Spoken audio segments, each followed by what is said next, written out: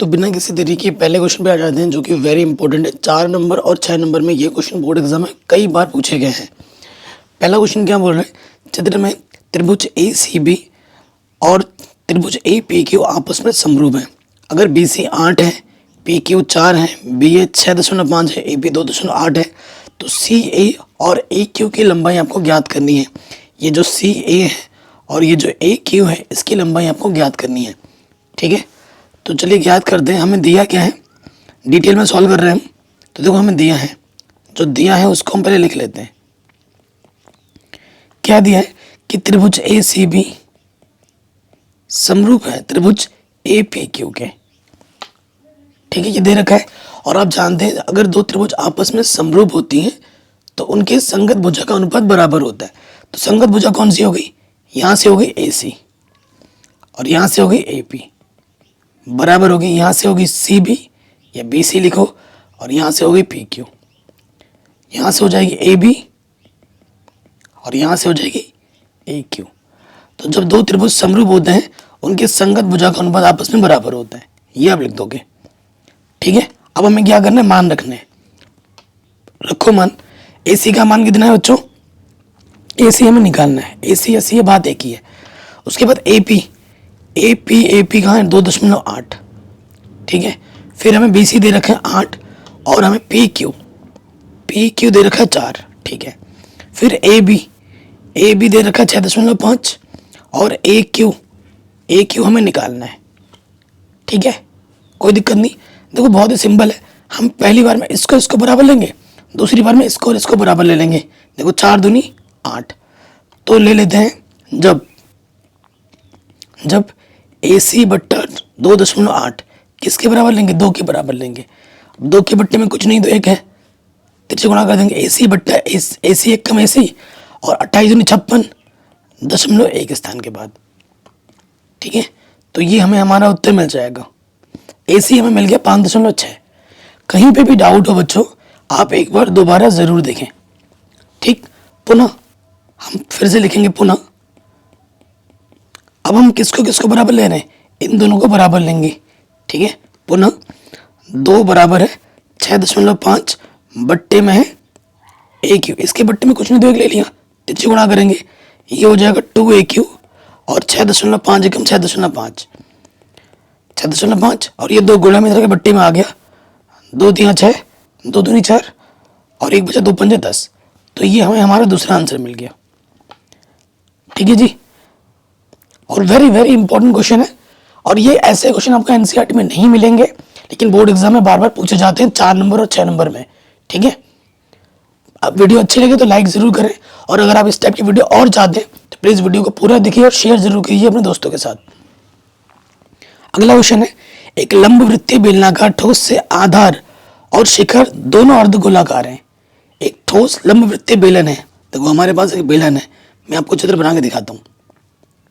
ठीक है, ये हमारा बेलन है, यहाँ देखो। ठीक है, दोनों जो सामने के हिस्से है ना वो अर्धगोलाकार है, यानी कि गुलाब जामुन के शेप की तरह है, ये अर्धगोलाकार है। ठीक है, इसको मैं ऐसे कर देता हूँ। ठीक हो गया। बेलनाकार भाग का जो व्यास है, वो 14 सेंटीमीटर है और जो इसकी कुल ऊंचाई टोटल वो 30 सेंटीमीटर है। ठोस का संपूर्ण पृष्ठीय क्षेत्रफल आपको ज्ञात करना है। पाई का मान 22/7 आपको प्रयोग करना है। देखो इस प्रश्न में क्या दे रखा है, टोटल जो ऊंचाई है इसकी वो 30 सेंटीमीटर दे रखी है।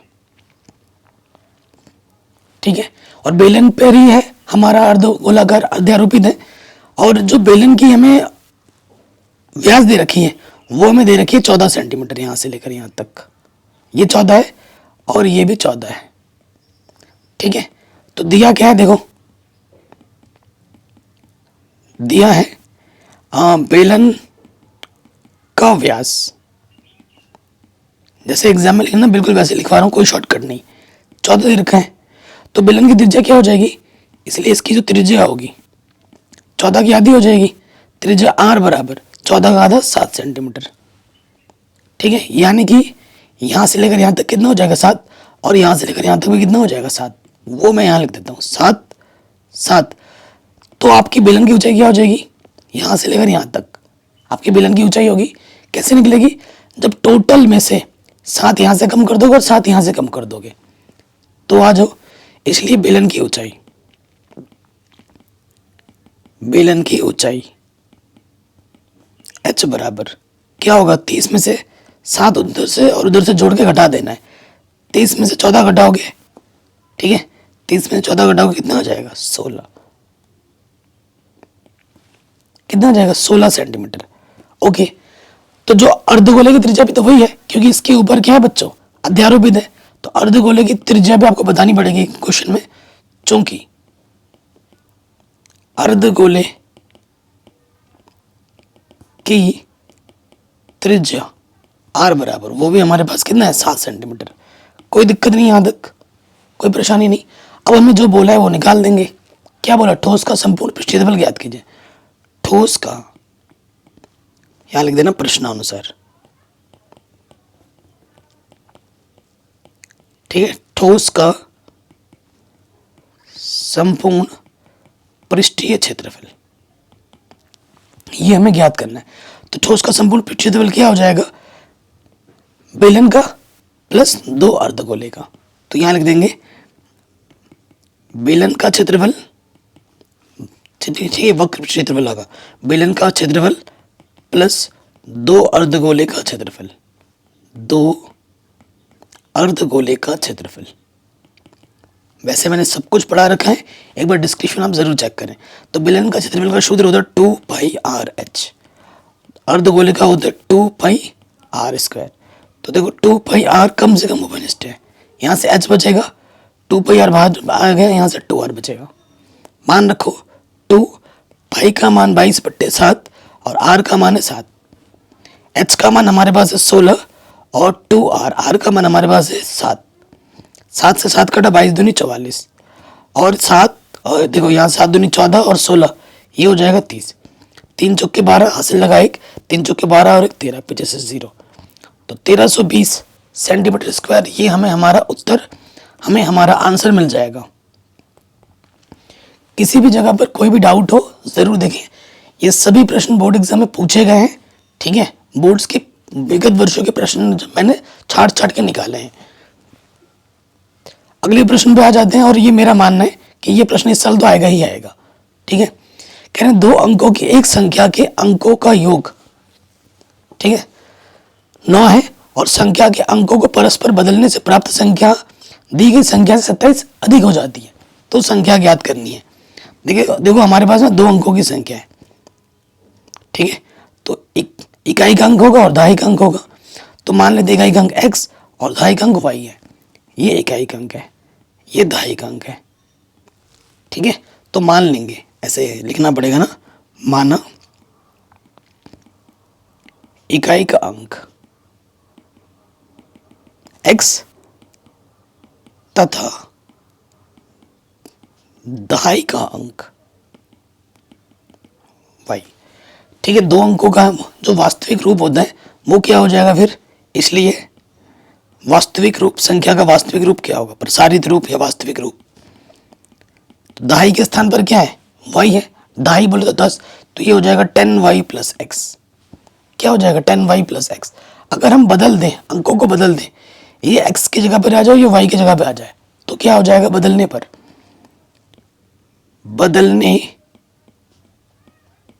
पर संख्या क्या होगी।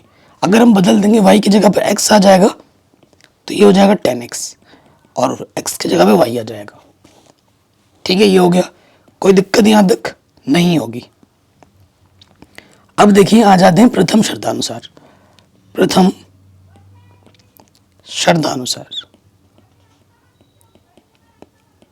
प्रथम शर्त में यह बोला गया है कि भैया अगर अंकों को हम जोड़ देते तो उनका योगफल 9 है। अंकों को जोड़ने पर योगफल कितना है, 9 है, यानी कि इकाई के अंक और दहाई के अंक जोड़ोगे तो कितना आएगा, 9 आएगा। ये हमें हमारा पहले शर्त से पहला समीकरण मिल जाएगा, कोई दिक्कत नहीं, ठीक है, कोई परेशानी नहीं। अब आ जाएंगे द्वितीय शर्तानुसार, ठीक है, यहां लिखेंगे द्वितीय शर्तानुसार।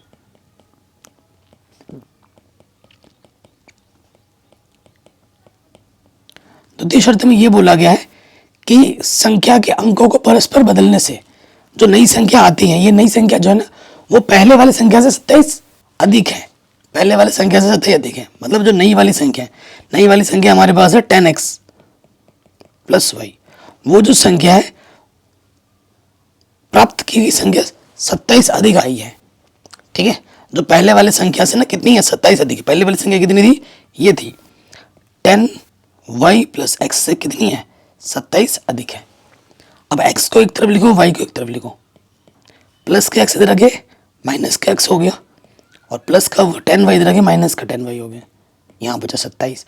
10x में से एक x कम करेंगे 9x, और यहाँ से बचेगा 9y माइनस के, 9 माइनस 10, तो ये x माइनस वाई, भाग दोगे 9 दिया 27, तो ये आ जाएगा x माइनस वाई बराबर 3। ठीक है, ये हमें हमारा दूसरा समीकरण मिल गया, कोई दिक्कत नहीं, कोई परेशानी नहीं। अब हम क्या करेंगे, समीकरण 1 को और 2 को विलोपन विधि से हल कर लेंगे, हमें हमारा आंसर मिल जाएगा। तो यहाँ लिख देंगे समीकरण 1 तथा 2 से। ठीक, इसको हल कर दें। समीकरण 1 क्या है, x प्लस वाई बराबर 9, और दूसरा है x माइनस वाई बराबर 3। ठीक है, जोड़ देते हैं, यह लिखना पड़ेगा। जोड़ने पर प्लस माइनस वाई कटेगा, x और x 2x, 9 और 3 12, 2 गुणा में के बट्टे में आ जाएगा, 2 छंग 12, तो x का मान आ गया 6। x का मान किसी भी एक समीकरण में रख दो। ठीक है, पहले में रख देते हैं x प्लस वाई आपका 9 है, तो x का मान 6 रख दिया, तो प्लस का 6 इधर के क्या हो जाएगा, माइनस का 6, तो y का मान आ जाएगा 3। अतः संख्या आपने क्या मानी थी, x और y मानी थी, तो y की जगह पे 3 और x की जगह पे क्या है 9, तो संख्या होगी 9। संख्या कितनी होगी, 9 होगी। अरे यार 9 बोल रहा हूँ, संख्या होगी 36। ठीक है, संख्या का योगफल 9 है, तो ये हमें हमारा उत्तर बड़े आराम से मिल जाएगा। ठीक है, कोई भी डाउट या कोई भी दिक्कत हो एक बार ज़रूर देखें दोबारा, और अच्छे से नोट्स इनको बनाते रहिएगा, क्योंकि ये ऐसे प्रश्न है ना आपके बोर्ड एग्जाम में ज़रूर आएगा। मैं आपके दोस्त के नाते, आपके बड़े भाई होने के नाते आपको बता रहा हूँ, प्लीज़ इनको अच्छे से प्रैक्टिस ज़रूर कर लेना, और यहाँ से क्वेश्चन ज़रूर आएंगे, और ये क्वेश्चन आपको एनसीईआरटी में नहीं मिलेंगे। जैसे कि ये वाला क्वेश्चन पूछा गया है 6 नंबर में, कह रहे एक चिड़िया 80 मीटर ऊंचे पेड़ पर बैठी है, पृथ्वी तल के किसी बिंदु से चिड़िया का उन्नयन कोण 45 डिग्री है। चिड़िया क्षैतिज दिशा में इस प्रकार उड़ती है कि उसकी पृथ्वी तल से ऊंचाई समान रहती है। 2 सेकंड बाद उसी बिंदु से चिड़िया का उन्नयन कोण 30 डिग्री हो जाता है। चिड़िया के उड़ने की चाल ज्ञात कीजिए। √3 का मान आपको 1.732 लेना है। ठीक है, बहुत ही शानदार क्वेश्चन है। सो मैं आपको पहले चित्र बना के समझाता हूँ। देखो ये हमारा ज़मीन है, ठीक है, ये हमारा ज़मीन है, और पहली बार मान लेते हैं कि चिड़िया हमारी यहाँ उड़ रही है हवा में। ठीक है, चिड़िया हमारी यहाँ उड़ रही है, और ज़मीन से उसकी जो दूरी है पहली बार वो कितनी देर की 80 मीटर ऊंचे उड़ रही है ना, तो ये 80 मीटर है, ये जो ऊंचाई है। और जो पहला कोण बन रहा है उन्नयन पहली अवस्था में, वो बन रहा है कितना, 45 डिग्री, वो बन रहा है 45 डिग्री। ठीक है, 2 सेकंड बाद जो चिड़िया है ना वो यहाँ आ जाती है, ऊंचाई समान रहती है। प्रश्न में ये बोला गया है कि ऊंचाई समान है। ऊंचाई कितनी है, ऊंचाई आपकी 80 ही रहती है, ये 80 ही है। लेकिन 2 सेकंड बाद, ठीक है, 2 सेकंड बाद यहाँ से यहाँ तक आने का जो समय है वो 2 सेकंड है। समय दे रखा है, दूरी नहीं दे रखा है। ठीक है, चिड़िया यहाँ थी और यहाँ पे आ गई 2 सेकंड में, तो चिड़िया की चाल निकालनी है। चाल बराबर क्या होता है, दूरी बट्टे समय। तो हमें देखो समय तो मालूम है, हमें दूरी नहीं मालूम है, तो दूरी निकालना पड़ेगा तभी चाल निकलेगा। और जब चिड़िया यहाँ आ जाती है, उसी बिंदु से जो उन्नयन कोण है वो कितना हो जाता है, 30 डिग्री हो जाता है। तो उन्नयन कोण कितना हो जाता है, 30 डिग्री। ठीक है, यहाँ से लेकर यहाँ तक का जो कोण बनता है वो 30 डिग्री बनता है। चित्र आगे समझ में, कोई दिक्कत नहीं है यहाँ तक। अब देखो बच्चों, आप नाम दे देते हैं, ए, इस बिंदु को बी, इस बिंदु को सी, इसको डी, और इसको ई बोल दिया। ठीक है, अब हमने क्या मानना है, माना। यहाँ से लेकर यहाँ तक की दूरी को मैंने x बोला। ठीक है, यहाँ से लेकर यहाँ तक की दूरी को मैंने x बोला, और यहाँ से लेकर यहाँ तक की दूरी को मैंने y बोला।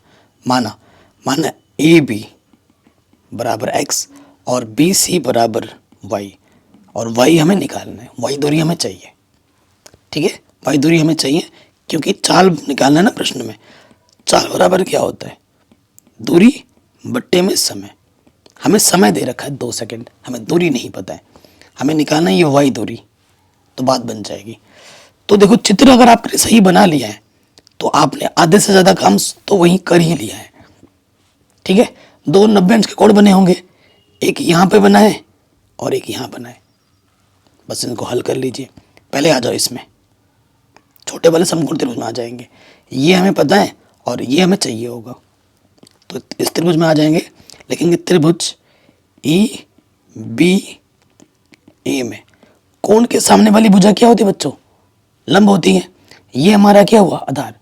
ठीक है, लंब पता है तो यहाँ आ जाएंगे ई बी बट्टे ए बी। लंब बट्टे आधार क्या होता है, tan थीटा, और थीटा क्या हमारे पास 45 डिग्री। इस वाले में कोण कितना है, 45 डिग्री मान रख देंगे। तो ए बी का मान हमारे पास है 80 और ए बी को हमने x माना है। ठीक है, tan 45 का मान 1 होता है, रख दिया। इसके पट्टे में कुछ नहीं तो 1, तिरछे गुणा करो, x 1 कम x, 80 1 कम 80, ये क्या हो गया 80 1 कम 80, तो x तो हमें 80 मिल गया। हमें y निकालना है। अब आ जाएंगे बड़े वाले समकोण त्रिभुज में, इस वाले में। ठीक है, तो इस वाले में आ जाओ, त्रिभुज डी सी ए में, त्रिभुज डी सी ए में। तो देखो हमें डी सी मालूम है और हमें वाई चाहिए, तो वाई इतना तो नहीं ले सकते ना, हमें लेना पड़ेगा पूरा आधार। तो ले डी सी बट्टे ए सी। ये भी देखो कोण के सामने वाली भुजा क्या होती है, लंब, और ये हमारी क्या है, आधार। तो लंब बट्टे आधार क्या होती है, tan थीटा, और थीटा कितना बड़े वाले में 30 डिग्री। मान रखो डी सी का मान हमारे पास है 80 और ए सी का मान हमारे पास है x प्लस वाई, और इसका मान होता है tan 30 का 1/√3। x प्लस वाई कैसे, यहाँ से लेकर यहाँ तक x और यहाँ से लेकर यहाँ तक y, दोनों को जोड़ देंगे तो x प्लस वाई। तिरछे गुणा करोगे, x प्लस वाई कम x प्लस वाई, और यहाँ से हो जाएगा 80/3। ठीक है, कोई दिक्कत नहीं, हमें y निकालना है, तो ये प्लस का x इधर आ गया, माइनस का x हो गया। ओके, सो देखो 80/3 और x का मान कितना है 80 है, तो 80 हमारा आ गया ओवेनिस्ट। √3 1 कम √3, और प्रश्न में बोला √3 का मान 1.732 रखो, तो रखेंगे 1.732 माइनस के 1। ठीक है, 80 को 1.732 में से 1 घटा देंगे तो 0.732 आ जाएगा। ठीक है, अब इसको 80 से गुणा कर देना बच्चों। ठीक है, मैं आपके सामने कैलकुलेटर से गुणा कर रहा हूँ क्योंकि जगह कम है और टाइम भी बच जाएगा हमारा, लेकिन आपको प्रॉपर गुणा करना है। 0.732 को गुणा करना है 80 से। ठीक है, तो 58.56 आएगा। ठीक है, 58.56 आएगा, तो यहाँ लिख देंगे। ओके, लेकिन हमें दूरी भी मिल चुका है, हमें चाल निकालना है। तो देखो यहाँ मैंने ऑलरेडी पहले ही लिख रखा है ना बच्चों, क्योंकि जगह कम है ना हमारे पास, तो देखो अतः लिख दोगे चिड़िया की चाल। तो चाल बराबर क्या, दूरी बट्टे समय। दूरी हमारे पास है 58.56 और समय कितना है हमारे पास प्रश्न में 2 सेकंड दे रखा है, भाग देंगे 2 से, तो 2 दूनी 4। ठीक है, और 1 बचा 2 नंबर 18, 2 दूनी 4, 2 8 16। तो चिड़िया की चाल आ जाएगी कितनी, 29.28 मीटर प्रति सेकंड। ये हमें हमारा उत्तर मिल जाएगा आराम से। बताइए कहीं पे भी डाउट, या अगर आपको दिक्कत हो प्रश्न को दोबारा जरूर देखिएगा आप लोग प्लीज।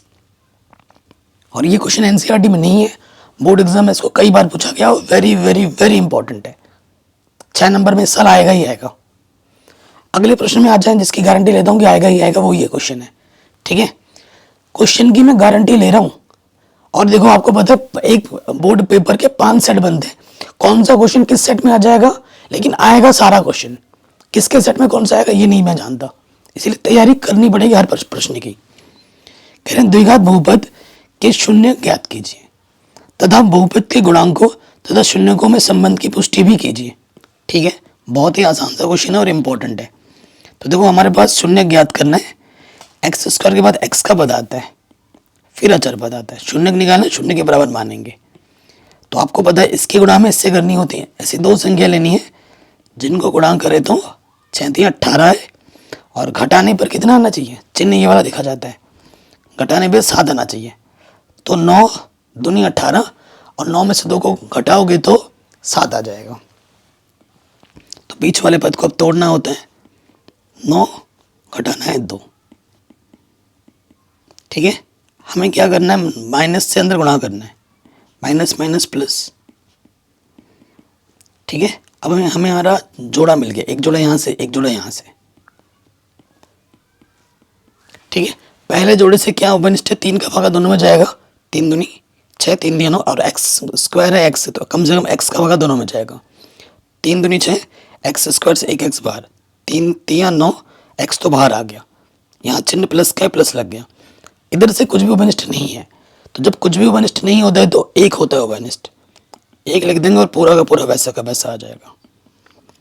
ये चीज़ और ये चीज़ समान है, यानी कि आपने बिल्कुल सही काम किया है।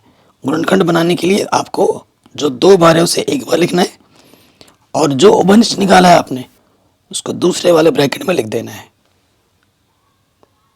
ठीक है, अब इसको एक बार 0 मानो और इसको एक बार 0 मानो। यदि 2x - 3 = 0, तो माइनस का 3 इधर आके प्लस का 3 हो गया, और बच्चों ये 2 गुणे में इधर आके बट्टे में आ गया। ठीक, फिर देखिए दूसरे वाले को 0 मानेंगे। यदि 3x + 1 = 0, तो प्लस का बन इधर आके माइनस का हो गया, और ये जो 3 गुणे में था इधर आके बट्टे में आ गया। कोई दिक्कत, कोई परेशानी यहाँ तक नहीं होगी। ठीक है जी, तो इसे हम अल्फा बोलते हैं। ये हमारा पहला शून्यक है और ये हमारा दूसरा शून्यक है। चूंकि ए हमारे पास क्या है, बी हमारे पास क्या है, और सी हमारे पास क्या है, ये बताओ। ए क्या होता है, एक्स स्क्वायर का गुणज, बी क्या होता है, एक्स का गुणज, अचर पद को हम सी कहते हैं। तो हमारे पास ए के स्थान पर 6 है, बी के स्थान पर है माइनस के 7, और सी के स्थान पर है माइनस के 3। बताइए, यहाँ तक कोई दिक्कत नहीं होगी, इसकी ज़रूरत पड़ने वाली है, अभी हम हमारा जांच करेंगे तो। ओके, अब पहले जांच पे आ जाओ। पहला जांच निकालेंगे हम शून्यकों का योगफल। ठीक है, शून्यकों का योगफल, ये पहली जांच होती है जिसका सूत्र होता है अल्फा + बीटा = -b/a। ये जांच हमें करनी है। अल्फा का मान हमें मिला है 3/2, और बीटा का मान मिला है -1/3। बी हमारे पास है माइनस के 7, ए हमारे पास कितने बच्चों, 2, 6। लॉस ऑफ क्या आ जाएगा, 3×2 = 6, 3×3 = 9, plus minus minus 2 × 1 = 2, negative negative positive, 7/6। 9 में से 2 घटाओगे 7/6, और ये भी आ जाएगा 7/6। तो दोनों तरफ क्या आ जाएंगे, बराबर आ जाएंगे। हो गया संतुष्ट, इधर जितना है उधर भी उतना ही है। नेक्स्ट पे आ जाओ। नेक्स्ट हमारा क्या है, गुणनफल। ठीक है, शून्यकों का गुणनफल। तो शून्यकों का गुणनफल क्या होता है, अल्फा गुणा बीटा बराबर c/a। ठीक, अल्फा का मान है 3/2, और बीटा का मान हमारे पास है -1/3। सी अचर पद हमारे पास कितना प्रश्न में, माइनस का 3, और ए हमारे पास 6। 3 × 1 = 3, 3×2 = 6, 3 से 3 कटा, इधर -1/2 और इधर भी -1/2 आ गया, दोनों तरफ बराबर। तो ये हमारी जांच भी हो गई। कहीं पे भी डाउट हो या दिक्कत हो, प्रश्न को दोबारा देखें, वेरी इंपॉर्टेंट है, एग्जाम में जरूर आएगा। अगले प्रश्न में आ जाओ, वेरी वेरी इंपॉर्टेंट है। ठीक है, कह रहे हैं कि सिद्ध कीजिए कि वृत्त पर बाह्य बिंदु से खींची गई स्पर्श रेखाएं केंद्र को बाह्य बिंदु से मिलाने में रेखाखंड के बराबर कोण बनाती हैं। ठीक है, यहाँ पर इस प्रश्न को 2 हिस्सों में बांटा गया है। ठीक है, और उसके साथ साथ आपको APO कोण जो निकालना है, APO ये वाला कोण निकालना है। तो पहले वाले काम में आपको प्रमेय 10.2 प्रूफ करके दिखाना है। पहले वाले कोण में आपको, और पहले वाले पार्ट में आपको क्या करना है, प्रमेय 10.2 को सिद्ध करना है। प्रमेय 10.2 क्या होती है, अगर आपके पास कोई वृत्त है और ये वृत्त का हमारा केंद्र है, अगर हमने एक बिंदु ले लिया बाह्य बिंदु P, इससे हमने एक या 2 स्पर्श जगह खींची, तो ये दोनों की दोनों स्पर्श जगह आपस में क्या होंगी, कि लंबाई आपस में बराबर होंगी। ठीक है, पी ए बराबर पी बी होगी, ये हमें सिद्ध करना है। ठीक है, तो पहले वाले पार्ट में हमें क्या करना, सिद्ध करना है। सिद्ध करना है, क्या सिद्ध करना है कि भैया ए पी बराबर होगा किसके, बी पी के। ये पहले वाले पार्ट पे हमें सिद्ध करना है। ठीक है, तो उसके लिए हमें क्या करना होगा, रचना करना होगा। क्या रचना करना होगा, सबसे पहले हमें ए से ओ को मिलाना है, ओ से बी को मिलाना है और पी से ओ को मिलाना है। ठीक है, तो यहाँ रचना में आ जाओ। रचना में आप क्या लिखोगे, ई ओ पी ओ बी को मिलाया। वेरी वेरी इंपॉर्टेंट है, इस साल जरूर आएगा ये सिद्ध करने के लिए। देखो बराबर दिखाना है ना, इस भुजा को इसके बराबर दिखाना है। बराबर जहां पे भी आए तो समझो कि हमें सर्वांशम दिखाना है। क्या दिखाना है, सर्वांशम। उससे पहले हम ये जानते हैं प्रमेय 10.1 से आप क्या जानते हो कि भैया बी कोण पे और ए कोण पे 90 अंश का कोण बनेगा। बी कोण और ए कोण पे हमारा 90 अंश का कोण बनेगा। क्यों, क्योंकि जो त्रिज्या होती है और जो स्पर्श रेखा के बीच में जो कोण बनता है वो 90 डिग्री का बनता है। कितने का बनता है, 90 डिग्री का बनता है। तो इसकी हमें जरूरत पड़ने वाली है, तो मैंने इसको देखना कहाँ पड़ेगा भी बताता हूँ। उसके अब आ जाओ, इस त्रिभुज को हमें क्या दिखाना है, सर्वांशम दिखाना है। देखिए चूंकि त्रिभुज पी ए ओ तथा त्रिभुज पी बी ओ में, इनको पहले सर्वांशम दिखाने के लिए हमारे पास जो ए ओ है वो ओ बी के बराबर है। ये वाला इसके बराबर है क्योंकि वृत्त की त्रिज्याएं आपस में समान होती हैं। क्यों बराबर है, क्योंकि ये वृत्त की त्रिज्या है। उसके साथ साथ दोनों में त्रिभुजों में ये भुजा जो है उभयनिष्ठ है। तो पी ओ बराबर पी ओ है। क्यों, क्योंकि ये उभयनिष्ठ भुजा है। और उभयनिष्ठ होने के साथ साथ एक स्पेशल चीज भी है, क्या, कि भैया ये कर्ण है। 90 अंश के सामने वाली भुजा कर्ण होती है। अगर किसी त्रिभुज के दो अटैच भुजाएं बराबर हो, साथ ही उसका कर्ण भी बराबर आ रहा है। ठीक है, और उसके साथ साथ कर्ण तभी बोलोगे ना जब 90 अंश दिखाओगे। उसके साथ साथ जो ए कोण है और जो बी कोण है वो बराबर है, दोनों के दोनों 90 अंश के हैं। अतः कक्षा 9 में पढ़ा होगा आपने, अतः आर एच एस द्वारा, आर एच एस कब लिखते हैं, जब किसी समकोण त्रिभुज के संगत भुजा बराबर हो और कर्ण भी बराबर हो, तो आर एच एस द्वारा वो त्रिभुज क्या हो जाती है, सर्वांशम हो जाती है। तो त्रिभुज पी ए ओ सर्वांशम हो जाएगा त्रिभुज पी बी ओ के। ठीक है, आपने इसको सर्वांशम दिखा दिया। अतः सीपी सिटी द्वारा आप क्या लिखोगे, अतः सीपी सिटी द्वारा, सीपी सिटी द्वारा क्या हो जाएगा कि ये जो भुजा है पी ए और ये जो भुजा पी बी वो आपस में क्या हो जाएंगी, बराबर हो जाएंगी। पी ए बराबर किसके हो जाएगा, पी बी के हो जाएगा। ठीक है जी, ये हमें हमारा उत्तर आराम से मिल जाएगा। ठीक है, ये हमें हमारा आंसर आराम से मिल जाएगा, जो कि हमें सिद्ध करना था। पहला वाला पार्ट तो हो गया, लेकिन दूसरे वाले पार्ट में ये बोला है कि ये वाला कोण बताओ कितना होगा। ठीक है, ये वाला कोण बोलो तो ये वाला कोण निकालना है। ठीक है, ये वाला कोण ये निकालना है। और हमें दे रखा है कि यहाँ से लेकर यहाँ तक का जो कोण है वो 100 है। ठीक है, तो ये जो कोण होगा यहाँ से लेकर यहाँ तक, क्योंकि यहाँ पे जितना कोण होगा यहाँ पे भी उतना कोण होगा, क्योंकि अभी आपने दिखाया कि ये दोनों त्रिभुज आपस में क्या है, सर्वांशम है। तो सर्वांशम में संगत कोण क्या होते हैं, बराबर होते हैं। तो पहले पी कोण निकालना पड़ेगा। तो देखो चूंकि ए पी बी ओ एक चतुर्भुज है, एक क्या है, चतुर्भुज है। और चतुर्भुज के चारों कोणों का मान कितना होता है, चारों कोणों का मान होता है 360। ए हमारे पास है 90, ओ हमारे पास है 100, बी हमारे पास है 90, पी हमें पता नहीं। तो देखो 280 हो जाएगा यहाँ से, 90 90 180 280, 280 प्लस पी 360 प्लस का 280 इधर के घटा दोगे तो पी का मान कितना आ जाएगा, 80 आ जाएगा। पी का मान कितना आ जाएगा 80। पी निकल गया तो ये जो कोण पूछ रहा है वो क्या होगा, ये जो कोण पी पूछ रहा है वो क्या होगा, पी का आधा होगा। इसलिए क्या पूछ रहा है आपसे, कोण ए पी ओ वो क्या होगा, ओ का आधा, यानी कि 40 का 80 का आधा क्या आ जाएगा 40 डिग्री। ठीक है, तो हमें हमारा जो उत्तर मिलेगा वो मिलेगा 40 डिग्री। वेरी इंपॉर्टेंट है, ऐसे दोनों पार्ट एक साथ मिला के आएगा तो बड़े नंबर में ही आएगा। सिर्फ प्रूफ करने के लिए आएगा तो 4 नंबर में आएगा, और प्रूफ करने प्लस ये क्वेश्चन आएगा तो 6 नंबर में आएगा। दोनों पॉसिबिलिटी है, ठीक है, लेकिन आएगा जरूर। अगले प्रश्न में आ जाओ। कह रहे हैं इसको सिद्ध करके ये लाना है आपको, कॉस ए प्लस साइन है। तो कई बार से मुझसे बोलते हैं सर आप बायां पक्ष ही क्यों लेते हो, दायां पक्ष क्यों नहीं ले रहे। तो देखो सिंपल सी बात है, जिस तरह बड़े पद होंगे उसी को लिया जाता है।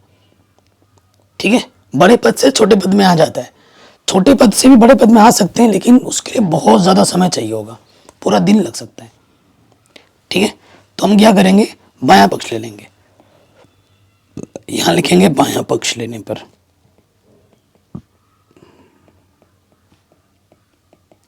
ठीक है, बायां पक्ष क्या है हमारे पास, कॉस ए बट्टे में 1 माइनस टेन ए माइनस साइन स्क्वायर ए बट्टे में कॉस ए माइनस के साइन ए। ठीक, ये चीज़ हमें दे रखी है। अब आप देखो, थोड़ा चश्मा लगा लेता हूँ, आंखों में दर्द हो रहा है। देखो हमें क्या दे रखा है बच्चों, सिंपल सी बात है, प्रूफ क्या करना है, साइन और कॉस में प्रूफ लाना है। बेसिक नियम क्या कहता है, अगर कोई सर्वसमीकरण लग रही है तो लगाओ, और नहीं लग रही है तो साइन कॉस में बदलो और फिर उसको हल करो। हल इस तरीके से करो कि जो तुम्हें प्रूफ में लाना है उस प्रोसीजर को, वो चीज़ हमें मिल जाए, उस वे में हल करना है। ये बेसिक सा नियम है। तो कोई सर्वसमीकरण यहाँ नहीं लग रही है तो हम क्या करेंगे, साइन कॉस में बदलेंगे। 10 है, इसको हमें साइन कॉस में बदलना पड़ेगा। चलो बदलते हैं। तो ये देखो ऊपर तो हमारा क्या है, कॉस, 10 की जगह पे आ जाएगा साइन बट्टे में कॉस, और इधर वाला जो है उसको वैसे का वैसा रहने दो, इसको भी छेड़ो मत, इसको भी हमें नहीं छेड़ना। देखो इसके बट्टे में कुछ नहीं तो एक है, और यहाँ भिन्न दिख रहा है, तो हमें पहले भिन्न को हल करना पड़ता है, पहले हमें भिन्न को हल करना पड़ता है। सो भिन्न को हल करेंगे, ऊपर हमारा है कॉस, नीचे आ जाएगा भाग में कॉस, कॉस एकम कॉस और साइन एकम साइन, इसकी गुणा इसके साथ, इसकी गुणा इसके साथ। ठीक है, और यहाँ क्या हमारा साइन स्क्वायर बट्टे में कॉस माइनस के साइन, और ये बट्टे वाला कहाँ जाएगा, ऊपर में गुणे में आ जाएगा। तो यहाँ से क्या हो जाएगा, कॉस गुणा कॉस, कॉस स्क्वायर बट्टे में कॉस ए माइनस का साइन है। क्वेश्चन बहुत ही सिंपल हो गया। अब आपको खुद ही दिख रहा होगा कि सर आंसर आ गया। ठीक है, अब आप देखेंगे कि भैया इसके बट्टे में और इसके बट्टे में लॉसपा तो समान है, तो ले लो समान लॉसपा है, तो लॉसपा आ जाएगा कॉस ए माइनस के साइन है, और ऊपर क्या आ जाएगा, जब नीचे समान होता है भैया ऊपर वैसे का वैसा आ जाता है, तो ऊपर क्या आ जाएगा, कॉस स्क्वायर है माइनस के साइन स्क्वायर है। ठीक है, और आप एक सूत्र जानते हो ना कि भैया ए स्क्वायर माइनस बी स्क्वायर क्या होता है, ए प्लस बी गुणा ए माइनस बी। ये है ना ए स्क्वायर माइनस बी स्क्वायर के रूप में, तो इसे मैं तोड़ के लिख सकता हूँ। ठीक है, ऊपर मैं तोड़ के लिख दूंगा, क्या हो जाएगा, ये ए प्लस बी ए माइनस बी, बट्टे में क्या हो जाएगा, जो है बट्टे में कॉस ए माइनस के साइन है, इससे ये कटा, हमें हमारा उत्तर मिल जाएगा कॉस ए प्लस साइन ए, और इसी को हमें प्रूफ करना था, इसी को हमें सिद्ध करना था, हेंस प्रूव्ड। ये क्वेश्चन आपके एनसीईआरटी में नहीं है और वेरी वेरी इंपॉर्टेंट है। सिंपल क्वेश्चन है, आराम से बन गया। ठीक है, तो बच्चों मैं थोड़ा आप लोगों से थोड़ा दिल की बात भी शेयर कर देता हूँ। पिछले 6-7 महीनों से पता है आपको मैं बीमार हूँ और मुझे एनजाइटी हो रखी है खतरनाक वाली। ठीक है, मैंने बीच में मेडिसिन भी ली थी, अब कोई मेडिसिन मैं नहीं ले रहा हूँ फ्रस्ट्रेट होके, और आजकल मुझे स्ट्रेस भी हो रखा है, बहुत ज़्यादा स्ट्रेस है, और मुझे चेस्ट में भी बहुत ज़्यादा पेन होता है, मेरा बीपी भी बहुत ज़्यादा बढ़ा हुआ रहता है। तो स्ट्रेस, क्योंकि एनजाइटी तो है ही है मुझे, उसके साथ स्ट्रेस इसलिए हो रहा है ना क्योंकि मेरे हेल्थ का असर, मैं हर जगह से परेशान हूँ आजकल बहुत ज़्यादा, और मेरा व्यूज़ भी डाउन जा रहा है, मेरे वीडियो भी नहीं चल रहे और मैं बहुत ज़्यादा मेहनत कर रहा हूँ। मैं ऐसा इंसान हूँ जो कभी गिव अप नहीं करता। मेरे जैसी बीमारी अगर किसी को होती है ना तो वो सब काम धाम छोड़ के बैठा रहता है। मेरी हालत बहुत ख़राब है लेकिन मैं गिव अप करने वाला इंसान नहीं हूँ। मैं टिल एंड में पढ़ाता रहूँगा और हमेशा पढ़ा रहा हूँ। हालांकि मेहनत करना हमारे हाथ में होता है, बाकी सब तो भगवान देख रहे हैं, लेकिन मेरे लिए मेरे भगवान आप हो, मेरे भगवान आप हो। प्लीज़ मुझे आपके प्यार की, मुझे आपके आशीर्वाद की ज़रूरत है, आपके सपोर्ट की ज़रूरत है। मैं भी बहुत मेहनत करता हूँ, बहुत, ठीक है, आपको सामने मैं रोना नहीं चाहता लेकिन मैं आजकल रो भी रहा हूँ, ठीक है, रो रहा हूँ।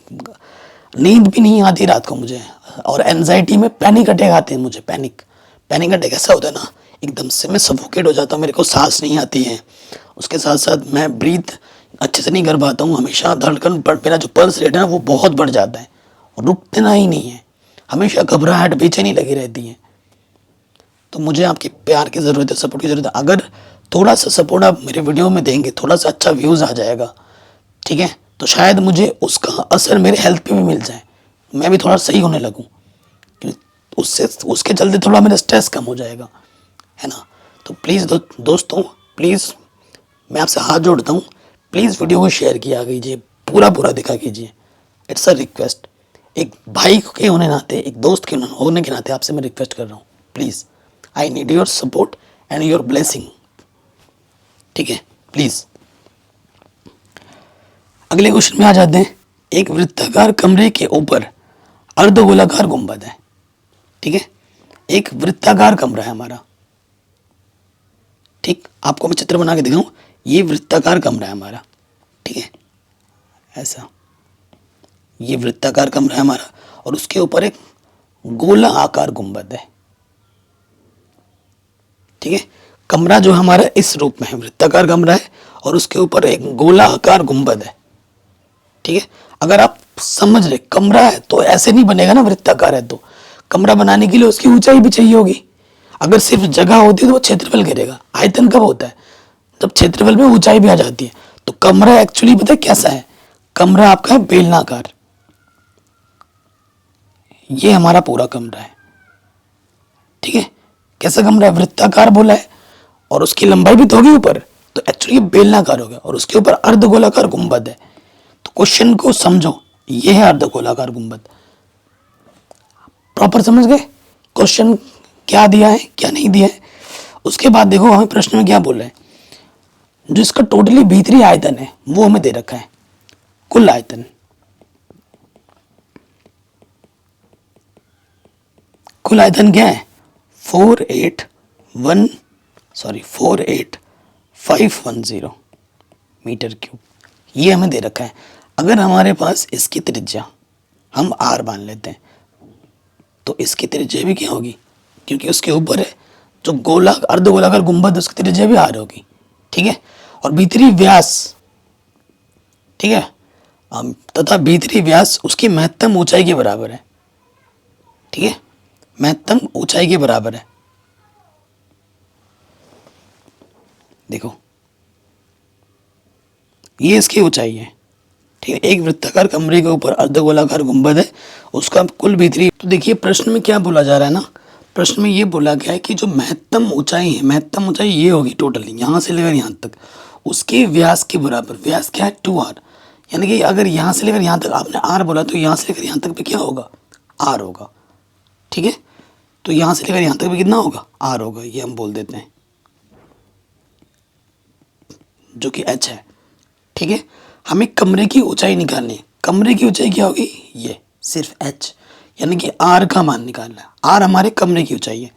अब देखो प्रश्नानुसार क्या हो जाएगा? कमरे का आयतन,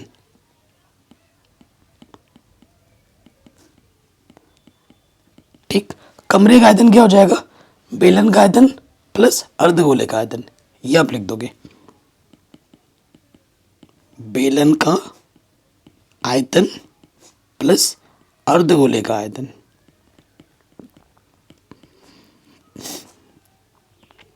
आपको कहीं भी डाउट हो या दिक्कत हो ना तो प्रश्न को दोबारा देखें। जो कमरे की ऊंचाई होगी ना वो यहाँ तक ना, गुंबद भी है तो कमरे की ऊंचाई एक्चुअली 2r के बराबर होगी। ठीक, 2r हमें निकालना है। सो देखिए, मान रखते हैं बेलन का आयतन का सूत्र क्या होता है, पाई आर स्क्वायर एच, और अर्धगोले का होता है आयतन 2/3 पाई आर क्यूब। प्रश्न में जो एच की जगह पर हमारा क्या है, आर है, वो आप रख दोगे तो ये हो जाएगा पाई आर स्क्वायर और गुणे में आर। ठीक, तो ये हो जाएगा पाई आर क्यूब और ये हो जाएगा 2/3 पाई आर क्यूब।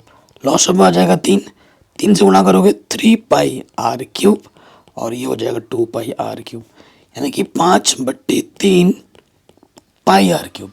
और हमें आयतन कितना दे रखा है प्रश्न में, 48510, ये हमें दे रखा है। ठीक है, अब थोड़ा हमें हल करना है तो थोड़ा हमें मिटाना पड़ेगा।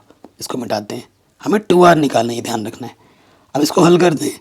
यहाँ पर हमारा है 48510 और मान रखेंगे 5/3, पाई का मान 22/7 और आर क्यूब, ये चीज़ है हमारे पास। ठीक है, तो बट्टे का इधर क्या आ जाएगा गुणे में, 48510 3 गुणा 7 और इधर आ जाएगा 22, जो गुणे के इधर आके बट्टे में आ गया। ठीक है, कुछ कटेगा क्या, काट लेते हैं, 5 से काटो, 5 9 45, 3 बजा 35 हो गया, 5 7 35। ठीक है, और 0 5 दूनी 10। ठीक है, ये चीज़ आ गई। अब ये कटेगा किससे, 22 है, 11 से कटना चाहिए, तो देखो 11 से काटेंगे, 11 दूनी 22। ठीक है, 11 से काटो। ठीक है, तो कुल मिला के जब इसको आप हल करोगे ना, काटो पीटोगे और घनमूल निकालोगे तो आर का मान आपका 21 आ जाएगा। आर का मान कितना आ जाएगा, 21 आ जाएगा। निकाल के देख लेना, हल कर लेना। हमें क्या निकालना है, ऊंचाई निकालनी है। कमरे की ऊंचाई किसके बराबर, 2r के बराबर। आर का मान 21 आ जाएगा, 21 दूनी 42 सेंटीमीटर। ठीक है, ये हमें हमारा उत्तर मिल जाएगा। वेरी वेरी इंपॉर्टेंट क्वेश्चन है, एग्जाम में पूछा गया है। आगे बढ़ते हैं। आपको पता है चैप्टर नंबर 9 से 2 क्वेश्चन आएंगे 6-6 नंबर में, जिनमें से कोई एक को आपको करना होगा बोर्ड एग्जाम में। कह रहे हैं एक प्रकाश स्तंभ के शिखर से देखने पर समुद्र में 2 जहाज़ों के अवनमन कोण 30 और 45 हैं। यदि प्रकाश स्तंभ की एक ही ओर जहाज एक दूसरे के ठीक पीछे हो, 50 मीटर की दूरी पर हो, तो समुद्र तल से प्रकाश स्तंभ की ऊंचाई ज्ञात करनी है। देखो मैं आपको बताता हूँ, हमारे पास ये समुद्र तल है। ठीक है, ये हमारा समुद्र तल है। ठीक है, और ये हमारा प्रकाश स्तंभ की ऊंचाई है। ठीक है, यहाँ से हम 2 जहाज को देख रहे हैं, एक जहाज यहाँ है और एक जहाज यहाँ है। इनके बीच की जो ठीक बीच की दूरी है वो 50 मीटर है। यहाँ से लेकर यहाँ तक 50 मीटर की दूरी पर है। जो अवनमन कोण बन रहे हैं, पहला वाला यहाँ से देखने पर, दूसरा वाला यहाँ से देखने पर, एक बन रहा है 30, दूर वाला छोटा होता है, पास वाला बड़ा होता है, 45 है। तो कह रहे हैं कि प्रकाश स्तंभ की ऊंचाई बताओ कितनी होगी। मान लेते हैं प्रकाश स्तंभ की ऊंचाई कितनी होगी, h होगी। ठीक, और इस दूरी को मैं मान लेता हूँ ये y है। ठीक है, ये y है, यहाँ पे 90 अंश का कोण है। तो नाम दे दो A B C और इस बिंदु का नाम दे दिया D। चित्र बन गया, 2 समकोण त्रिभुज बने, एक छोटा वाला और एक बड़ा वाला। इसको हल कर लो, आपको आपका उत्तर मिल जाएगा। तो पहले छोटे वाले में आ जाते, त्रिभुज DCB में ये निकालना है, और इस लाइन में ये है तो ये भी आपको चाहिए होगा, तो वही आपको चाहिए। तो ये निकालना है, DC निकालना है, और आपको BC चाहिए होगा, तो DC/BC। ठीक है, कोण के सामने वाली भुजा लंब और ये आधा, लंब बटे आधा tan थीटा। थीटा कितना है, 45। DC का मान h है और BC का मान y माना है हमने, और tan 45 का मान 1 होता है। इसके पट्टे में कुछ नहीं, तो एक मान लो, h एक कम h, y एक कम y, तो h का मान y के बराबर आ गया। जहाँ भी ज़रूरत होगी हम इसका इस्तेमाल करेंगे। ठीक है, फिर आ जाओ पुनः बड़े वाले समकोण त्रिभुज में ACD में, ये आपको निकालना है और ये आपको चाहिए होगा, क्योंकि ये आपको पता है, ये लेना ही पड़ेगा आपको। तो यहाँ से आ जाएगा DC आपको निकालना है, और बट्टे में आ जाएगा AC। लंबट्टे आधार यहाँ पर भी, लंबट्टे आधार क्या होता है, tan थीटा। थीटा हमारे पास 30 डिग्री है बड़े वाले में। तो अब देखो बच्चों, DC को आपने x माना है, h माना है, और ये AC किसके बराबर है, 50 + y के बराबर है। तो ये हो जाएगा h बट्टे में 50 + y, और tan 30 का मान था 1/√3। तिरछी गुणा कर दोगे, ये आ जाएगा h √3, और यह आ जाएगा 50 + y, एकम 50 + y। कोई दिक्कत यहाँ तक नहीं होगी, आगे हल करते हैं। सो देखो y का मान h के बराबर है, यहाँ रख सकता हूँ मैं,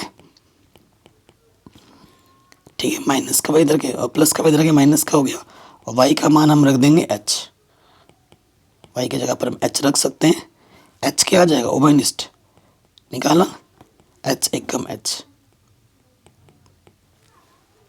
ये गुणे में इधर के क्या हो जाएगा, बट्टे में आ जाएगा। ये गुणे में है ना, इधर के बट्टे में आ जाएगा। तो h का मान आ जाएगा 50 बट्टे में ये चीज़। अंडर रूट कभी नीचे नहीं छोड़ दें, अंडर रूट कभी नीचे नहीं छोड़ दे तो हमें क्या करना पड़ेगा, परिमेयकरण करना पड़ेगा। तो अंडर रूट 3 + 1 से विपरीत चिन्ह से ऊपर नीचे हम गुणा कर देते हैं। ये क्या है, a - b a + b। सूत्र होता है a² - b²। ऊपर हो जाएगा 50, अंडर रूट 3 + 1 नीचे आ जाएगा a² - के b²। ऊपर आ गया 50, अंडर रूट 3 + 1, ये हो जाएगा 3 - 1। 3 - 1 यानी कि 2 से काटोगे 25 बार जाएगा। तो आंसर आ जाएगा 25 अंडर रूट 3 + 1 इतना मीटर। ठीक है, ये होगी हमारे प्रकाश स्तंभ की ऊंचाई, जो आपसे पूछा गया था। वेरी इंपॉर्टेंट है, आराम से बन गया। ठीक है, कहीं पे भी डाउट हो एक बार दोबारा ज़रूर देखें। अगले प्रश्न पे आ जाते हैं। कह रहे सड़क के एक ओर स्थित एक मकान के सड़क के दूसरी ओर स्थित मीनार के शिखर से मकान की छत और आधार के जो अवनमन कोण है वो 45 और 60 डिग्री है। यदि मकान की ऊंचाई 10 मीटर हो तो मीनार की ऊंचाई ज्ञात कीजिए। देखो आप, हमारे पास एक सड़क है, देखो ये हमारे पास एक सड़क है, ठीक है। एक तरफ हमारा मकान है, ये हमारा मकान है, और एक तरफ हमारा मीनार है, ठीक है। सो हमें प्रश्न में क्या बोला गया है कि सड़क के एक बिंदु से सड़क के एक ओर स्थित एक मकान है और दूसरी ओर मीनार है, ठीक है। आधार के जो अवनमन कोण है, सड़क के एक और स्थित एक मकान के सड़क के दूसरी ओर स्थित मीनार के शिखर से मकान का छत और आधार के जो अवनमन कोण है इस बिंदु से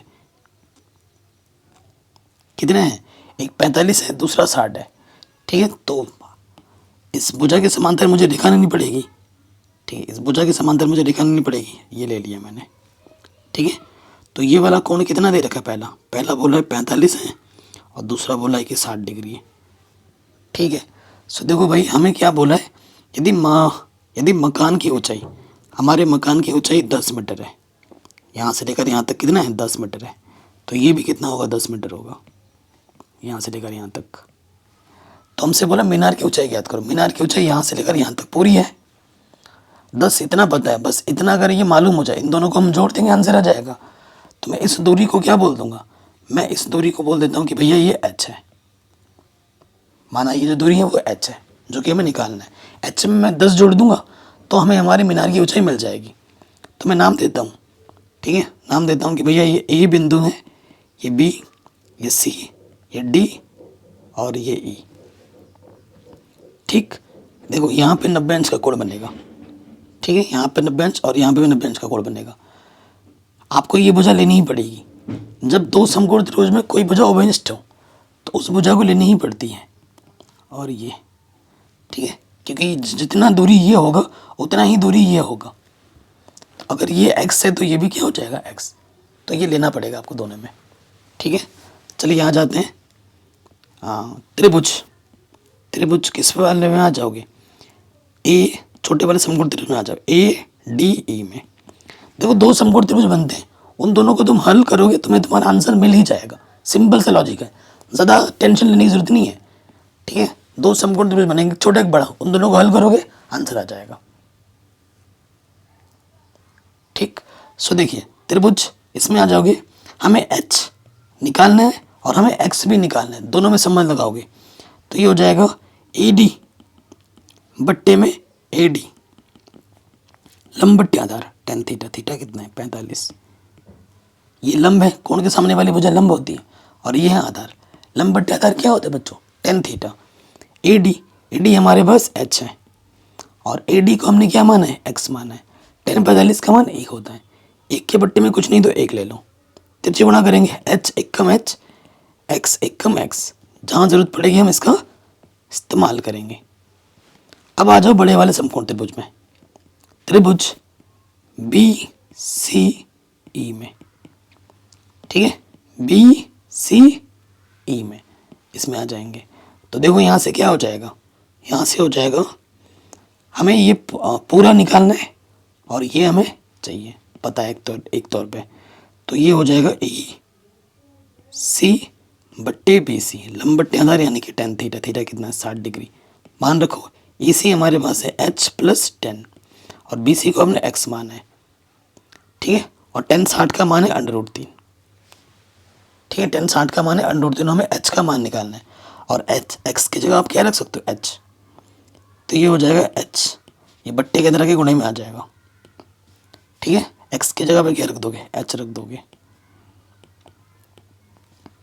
रख दिया, एक्स की जगह पे हमने एच रख दिया। आगे वाला हल करते हैं, आगे हल करेंगे तो क्या हो जाएगा देखो बच्चों, एच को एक तरफ ले जाएंगे, ये प्लस का एच इधर आगे माइनस का एच, यहाँ पर है 10, एच आ जाएगा ऊपरनिस्ट, √3 बचेगा और यहाँ से एच एक कम एच, ठीक, ये चीज़ इधर क्या है गुणे में है, इधर आगे क्या हो जाएगी बट्टे में, √3 - 1, √ कभी नीचे नहीं छोड़ दे तो हमें क्या करना पड़ेगा परिमेयकरण, √3 + 1 से ऊपर नीचे क्या कर देंगे गुणा कर देंगे, और इधर है एच, ये किस रूप में है a + b a - b, जिसका सूत्र होता है a² - के b², ठीक है, थोड़ा मिटाना पड़ेगा, मिटा दें, यहाँ हल करेंगे तो क्या हो जाएगा देखो बच्चों, ऊपर तो आ जाएगा ये चीज़ सेम टू सेम, कुछ कोई दिक्कत वाली बात नहीं है, ये आ जाएगा 3 और ये -1, 3 - 1 मतलब 2, 2 से काटोगे 2 × 5 = 10, तो आंसर आ जाएगा 5 √3 + 1,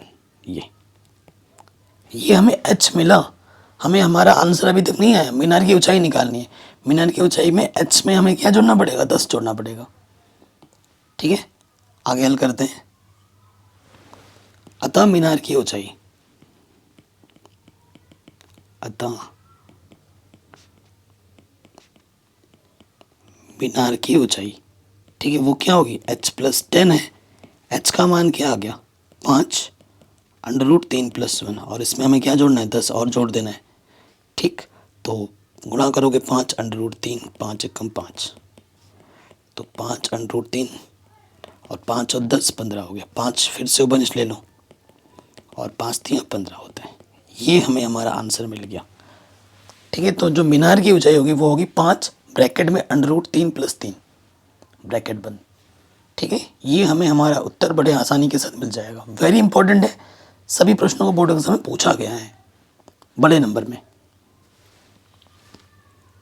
अगले प्रश्न में आ जाओ, बहुत ही शानदार क्वेश्चन है, कह रहे हैं एक लंब वृत्तीय शंकु की त्रिज्या और ऊंचाई 3:4 में है, इसका आयतन इतना है, तो शंकु की त्रिज्या ज्ञात करनी है कितनी होगी, और पाई का मान 3.14 आपको लेना है, पाई का मान क्या लेना है 3.14 आपको लेना है, ठीक है।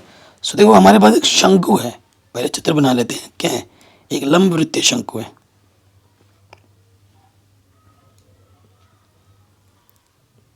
ये शंकु हमने बना लिया, क्या बोल रहा है कि शंकु की त्रिज्या और ऊंचाई में जो अनुपात है, ठीक है, त्रिज्या देखो प्रश्नानुसार माना, अनुपात वाला क्वेश्चन है ना, r बराबर हो जाएगा 3x और h बराबर हो जाएगा 4x, ठीक है, ये हमने मान लिया। तो आयतन दे रखा है हमें शंकु का, दिया है, क्या दिया है, शंकु का आयतन। शंकु का आयतन का सूत्र क्या होता है, 1/3 पाई आर स्क्वायर एच। आयतन तो पहले ही दे रखे हैं 301.44, और इधर है 1/3, पाई का मान बोला 3.14 लो, और आर हमारे पास है 3x, और h का मान है 4x। ठीक है, कोई दिक्कत नहीं है। अब देखो यहाँ से क्या हो जाएगा, 301.44, ठीक है, ये 3.14, इसको खोलोगे 3 3 9, एक्स स्क्वायर गुणे 4x, बट्टे में 3 से काटोगे 3 3 9, ठीक है, कोई दिक्कत नहीं है। अब देखो 301.44 ओके, और उधर जो गुणे में इधर क्या हो जाएगा, बट्टे में आ जाएगा, और एक्स स्क्वायर गुणे एक्स की घात कितनी आ जाएगी, 3 आ जाएगी। अब सारा खेल कैलकुलेशन का है, ठीक है, आपको x मिल जाएगा, x का मान यहाँ रख दोगे, 3 से गुणा करोगे, आपको आपकी त्रिज्या मिल जाएगी। ठीक है, सारा खेल अब क्या है, कैलकुलेशन का है। तो देखो 4 से काटते हैं इसको, 4 से कट जाएगा तो 7 28, 2 बचा 21 हो गया, 4 पंजे 20, 1 14 हो गया, ठीक है, हाँ 4 3 12, 2 बजा 4 छंग 24, 75.36, ठीक है, 7 और 5 12, 7 और 5 12, 12 और 3 12 और 9 21 हो गया, कटेगा 3 से, काटो 3 से, 3 दूनी 6, 3 बचे 15, 3 1 कम 3, 3 दूनी 6, ठीक है, ये चीज़ आ गई, कोई दिक्कत नहीं। देखो यहाँ पर हमारे पास क्या बचा, 25.12 बट्टे में 3.14, इधर है एक्स की घात 3, इधर भी 0.2 स्थान के बाद, इधर भी 0.2 स्थान के बाद 0 से 0 हटा दो। अब थोड़ा और सिंप्लीफाई कर लो, है ना, काट पीट के, 2 से काटो, 2 1 कम 2, 2 5 10, 2 7 14, 2 1 कम 2, 2 दूनी 4, 2 5 10, 2 6 12, ठीक है। अब आपको भाग देना है 157 से, ठीक है, 157 से भाग देना है, आइडिया लगाओ, टाइम बहुत वेस्ट हो जाएगा ना। 1256 है, हमें भाग देना है 157 से, तो देखो इससे जब भाग दोगे 7 8 56, हाँ 8 बार जाएगा, कितनी बार, 8 बार। जोड़ा बनाओगे तो x का मान कितना आ जाएगा, घनमूल निकालोगे, 3 3 का जोड़ा बनाना है तो घनमूल 2 आ जाएगा, और इस x का मान उठाकर यहाँ रख देना है, तो हमें हमारी त्रिज्या 3 दूनी 6 सेंटीमीटर हाँ मिल जाएगा। हमसे त्रिज्या पूछा था, तो त्रिज्या कितना होगा, 6 सेंटीमीटर। ठीक, ये हमें हमारा उत्तर बड़े आसानी के साथ मिल गया। वेरी वेरी इंपॉर्टेंट क्वेश्चन था, आराम से बन गया। ठीक है, आगे बढ़ते हैं। कह रहे हैं के किस, ये 4 नंबर में पूछा गया, निम्नलिखित रैखिक समीकरण के युग्म के अपरिमित रूप से निकल। ये 4 नंबर में ही पूछा गया कई बार, और 2 नंबर में ही पूछा जाता है। ठीक है, तो क्वेश्चन बहुत ही सिंपल है, करते हैं। सबसे पहले लिखेंगे दिया है, तो समीकरण दे रखे ढंग से लिख लेंगे, के एक्स प्लस के 3y, और वो जो प्लस का इधर के क्या हो जाएगा, माइनस का। उसके बाद दूसरा वाला हमारे पास है 12x प्लस के वाई, और प्लस का के इधर के क्या हो जाएगा, माइनस का के, समीकरण नंबर 2। ठीक, क्या है, चूंकि अपरिमित रूप से अनेक हल के लिए, अपरिमित रूप से अनेक हल के लिए, अपरिमित रूप से अनेक हल के लिए कंडीशन क्या होती है बच्चों, संपाद्य की कंडीशन होती है ना, संपाद्य सारे बराबर होते हैं, a1/a2, b1/b2, c1/c2, तीनों बराबर होते हैं। ठीक है, इसको हम क्या करेंगे, डब्बे में बंद कर देंगे। ओके, अब मान रखो इसमें a1 का मान क्या है, x का गुणज, पहले वाले का k, दूसरे वाले का क्या है 12, b1 क्या है, y का गुणज 3, दूसरे वाले का k, c1 क्या है, चिन्ह के साथ -k-3, और इसका है -k। हम क्या करेंगे, स्टार्टिंग के 2 बराबर ले लेंगे। ठीक है, यहाँ लिखेंगे जब k/12 बराबर 3/k, तिरछे गुणा करेंगे के गुणा के स्क्वायर 12 3 36, तो वर्गमूल निकालेंगे 36 का वर्गमूल क्या होता है 6 होता है, तो हमें हमारा आंसर 6 मिल जाएगा प्लस माइनस। अगले प्रश्न में आ जाओ, और ये प्रश्न मैंने ऑलरेडी करा रखा है जिसकी लिंक्स मिलेगी डिस्क्रिप्शन में, एनसीईआरटी प्रश्नावली, ठीक है, 8.4 क्वेश्चन नंबर 5 का थर्ड पार्ट है। याद हो गया है बताऊं इतने साल से पढ़ाते हुए, और इस वीडियो को देख लेना, 30 लाख बच्चों ने इस प्रश्नावली को अभी तक देख लिया है, उससे भी ज़्यादा देख लिया होगा, आप भी जाके देख सकते हैं। प्रश्नावली 8.4 का जो क्वेश्चन नंबर 5 है उसके 10 पार्ट है, 10 में से एक क्वेश्चन आएगा ही आएगा बड़े नंबर में, ये मान के चलिए, या तो 4 नंबर में आएगा या 4 नंबर में ही आएगा, 6 नंबर में नहीं आएगा, 4 नंबर में ही आएगा, सिद्ध करने वाला प्रश्न आएगा ज़रूर, लेकिन उसकी लिंक्स मिलेगी डिस्क्रिप्शन में, जाके ज़रूर देख लेना। मैं चाहता तो ये करवा देता, लेकिन मैंने ऑलरेडी पढ़ा रखा है, करा रखा है, तो प्लीज़ जाके ज़रूर देखिएगा, ठीक है। अगर आपको आता है अच्छी बात है, नहीं आता है लिंक्स मिलेगी आपको डिस्क्रिप्शन पे, ज़रूर देखें। अगला प्रश्न है, हर साल एग्जाम में आता है, वेरी वेरी इंपॉर्टेंट है, कह रहे निम्नलिखित आंकड़ों का माध्य और बहुलक ज्ञात करें। माध्य भी निकालना है और बहुलक भी निकालना है, तो सबसे पहले हम माध्य निकालते हैं। माध्य के लिए हम आंकड़ा बनाते हैं, ठीक। माध्य के लिए किसी भी विधि का प्रयोग कर सकते हो, प्रश्न में बोला नहीं है कि इस विधि से करो उस विधि से करो। अब हम देखते हैं किस विधि से हम करेंगे हमें आसानी होती है। तो हम यहाँ लिखेंगे सबसे पहले वर्ग अंतराल, उसके बाद बारंबारता और फिर वर्ग चिन्ह आ जाता है एक्स। वर्ग अंतराल हमारे पास दे रखा है प्रश्न में 10 से 20, 20 से 30, 30 से 40, 40 से 50, 50 से 60, 60 से 70 और 70 से 80, ठीक है, ये हमें दे रखा है, कोई दिक्कत नहीं है, कोई परेशानी नहीं है, ओके। अब हमें एफ क्या दे रखा है 4, 8, 10, 12, 10, 4, 2, ठीक है। एक्स कैसे निकालते हैं, एक्स इन दोनों को जोड़ते हैं और इसका आधा करते हैं, ठीक है। तो दोनों को जोड़ेंगे तो 10 और 20 30, 30 का आधा कितना हो जाएगा 15, 15 हो गया। और सब में देखो 10 10 का अंतर है, 10 10 जोड़ते हो, 15 में 10 जोड़ेंगे तो ये हो जाएगा 25, 35, 45, 55 और ये हो जाएगा 65 और ये हो जाएगा 75। अब आपको गुणा करना है, प्रत्यक्ष विधि लगा दें, सबसे आसान विधि है ना, एक्स के मान छोटे छोटे ही हैं, तो 15 चौको कितना हो जाएगा 60, 25 अट्ठे 200, 35 ढाई 350, 12 चौक 12 पंजे 60, हासिल लगा 6, 12 चौके 48, 48 से अच्छा 54, ठीक है, ये हो जाएगा 550, 65 चौके 65 दूनी 130, तो ये हो जाएगा 260, ठीक, 75 दूनी 150, ठीक है। सिंपल गुणा है तो आना ही चाहिए, इधर इकाई के स्थान पे 0, दाई पे आ जाओ, 6 और 5 11, 11 और 4 15, 20, 20 और 5 25, 25 और 6 31, 31 का 1 हासिल लगा 3, ठीक है। अब आ जाओ 2 3 5 10 15, 15 और 3 18, 18 और 3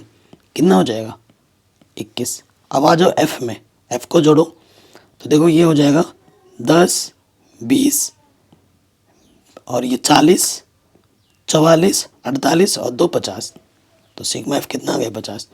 तो माध्य निकाल रहे हैं हम, माध्य प्रत्यक्ष विधि से सूत्र क्या होता है सिग्मा एफ एक्स बट्टे sigma F. Sigma F x का मान है 2110 और बट्टे में 50, 0 0 कटा 5 से भाग देंगे, 5 चौको 20, 1 बजा 5 दूनी 10, 1 बजा 5 दूनी 10, 5 से दे रहे ना, अरे यार, तो ये हो जाएगा 42.2, 42.2, ठीक है। ये हमें हमारा उत्तर आराम से मिल जाएगा। तो ये हमें हमारा माध्य मिल गया, ठीक है, माध्य मिल गया। अब हमें निकालना है बहुलक, अब हमें निकालना है बहुलक, थोड़ा मिटाना पड़ेगा, स्क्रीनशॉट ले लिया होगा आपने। अब ये चीज़ हमें नहीं चाहिए, ये सब नहीं चाहिए। बहुलक का सूत्र क्या होता है?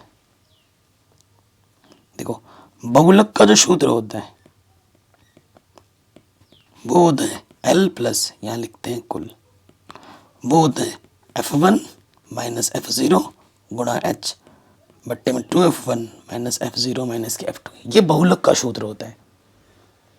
ठीक है, बहुलक में नोटिस करने वाली चीज़ क्या होती है कि जहाँ से वर्ग अंतराल खत्म हो रहा है वहाँ शुरू होना चाहिए सब में। तो वर्ग अंतराल तो सही है, कोई दिक्कत नहीं है। उसके बाद सबसे बड़ी बारंबारता देखो, सबसे बड़ी बारंबारता 12 है। जो सबसे बड़ी बारंबारता होती है वो हमारा F1 होता है, उसके नीचे वाला F2, उसके ऊपर वाला F0, और F1 के सामने वाला होता है बहुलक वर्ग। F1 के सामने क्या होता है? बहुलक वर्ग। चूंकि बहुलक वर्ग हमारा क्या है? 40 से 50, 40 से 50। तो इसलिए बहुलक वर्ग की निम्न सीमा क्या है? 40, और h क्या है? इनके बीच का अंतर 10। सभी मान हमें मालूम हो गए, उठाकर यहाँ पटक दो सारे मानों को। तो L का मान क्या है बच्चों? 40। F1 का मान कितना है? F1 का मान है 12, और F0 का मान है 10, H का मान है 10। 2F1 12 दूनी 24, F0 का मान है 10 और F2 का मान है 10। ठीक है, बड़ा आसान क्वेश्चन है। 40, 2 ढाई 20, और 24 में से 20 घटाएंगे 4, 4 पंजे 20, 40 में 5 जोड़ देंगे, आंसर आ जाएगा 45। तो जो बहुलक होगा वो कितना होगा? 45 होगा। 45 सबसे ज़्यादा बार है। ठीक है, तो ये हमें हमारा उत्तर बड़े आसानी के साथ मिल गया, और वेरी वेरी इंपॉर्टेंट है, हर साल एग्जाम में आता ही आता है।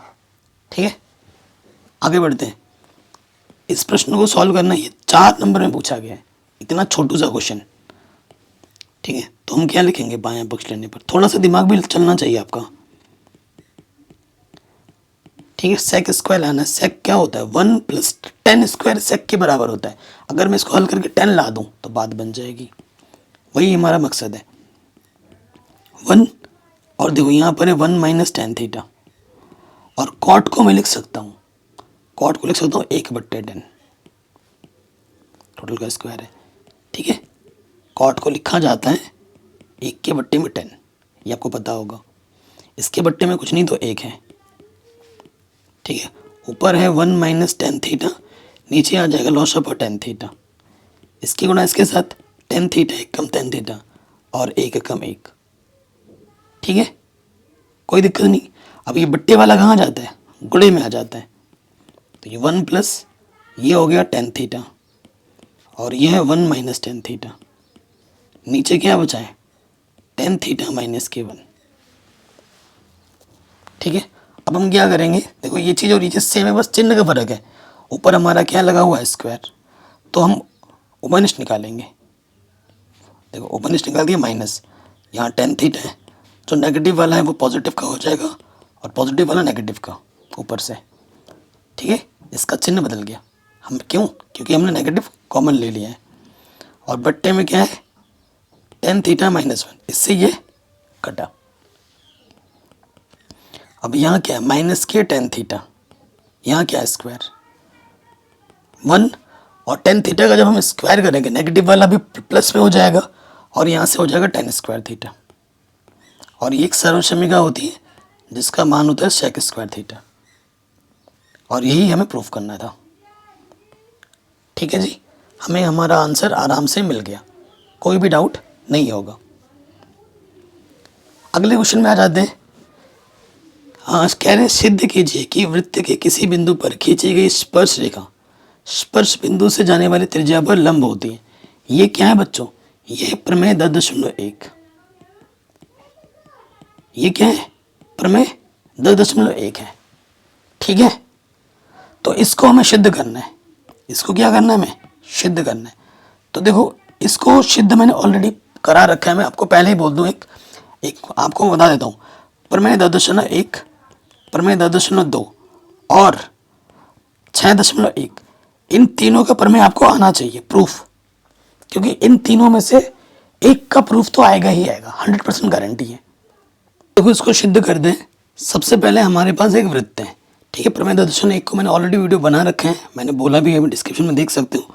तो फिर भी मैं आपको सिद्ध करके दिखा देता हूँ।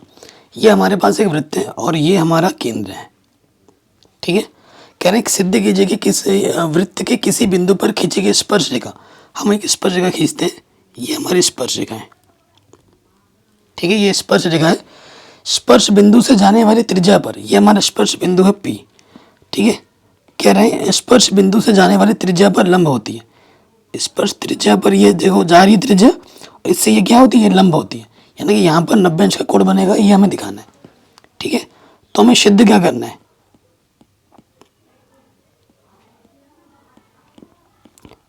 हमें क्या करना है, हमें सिद्ध करना है कि जो OP है वो लंब है, इसको भुजा का नाम दे दो x, हमें OP जो लंब है वो PX पर है, ये हमें सिद्ध करना है। तो इसके लिए ज्यामिति का एक नियम होता है, नियम क्या कहता है, हमें बस ये बता देना है कि इस पर जो सबसे छोटी ये जो त्रिज्या है ना, अगर इस पर हम कहीं पर भी एक भुजा डालते हैं तो सबसे जो छोटी लंबाई होती है ये OP होती है। अगर ये सबसे छोटी लंबाई को हम ये दिखा देते हैं कि OP सबसे छोटी लंबाई है, तो हम इसका मतलब यही होता है कि अगर OP सबसे छोटी भुजा है तो ये इस पर लंब होगी, और हमारा अल्टीमेट टारगेट है ज्यामिति के नियम के अनुसार OP को सबसे छोटी भुजा दिखाना है। अगर हम OP को सबसे छोटी भुजा दिखा देते हैं इस भुजा पर, तो इसका सीधा मतलब है कि OP PX पर लंब है, ये हमें करना चाहते हैं। तो हमें रचना करनी होगी, ठीक है। हमें क्या करनी होगी, रचना करनी होगी। रचना में क्या करेंगे, हमने एक रेखा खींच दिया, किस पर, X पर, ये हमने रेखा खींच दिया, ठीक है। तो ये जो रेखा खींचा इसका नाम दे दिया मैंने M, और इस बिंदु का नाम दे दिया N, ठीक है। आप जानते हो चूंकि जो OP है और जो ON है वो आपस में बराबर है, क्योंकि दोनों के दोनों वृत्त की त्रिज्या हैं, और वृत्त की त्रिज्या आपस में क्या होती है, बराबर होती है, ठीक है। उसके साथ साथ आपको पता चल रहा है चूंकि ये जो भुजा है OM जो भुजा है वो ON से क्या है, बड़ी है, तो यहाँ रख देंगे जो ON भुजा है वो OM से छोटी है, ठीक है, छोटी है, ये चित्र से दिख रहा है, तो यहाँ लिख देंगे चित्र से। ऐसे नहीं पता चल रहा है, हमें चित्र से बोल रहा है। और हम ON की जगह पर हम OP का मान रख सकते हैं, बिल्कुल रख सकते हैं, चूंकि ON बराबर क्या है, OP है, तो OP हमने रख दिया। तो हम ये देख पा रहे हैं कि जो OP है, OP की तरफ कौन सा वाला मुंह है, OP की तरफ सबसे छोटा वाला मुंह है ना, ये देखो छोटा वाला मुंह है। तो ये जो OP भुजा है वो जितनी भी भुजा हम खींच रहे हैं वो सबसे छोटी भुजा आ जा रही है, यही तो सिद्ध करना था, ठीक है। अतः जो OP है वो PX पर क्या हो जाएगा, लंब हो जाएगा।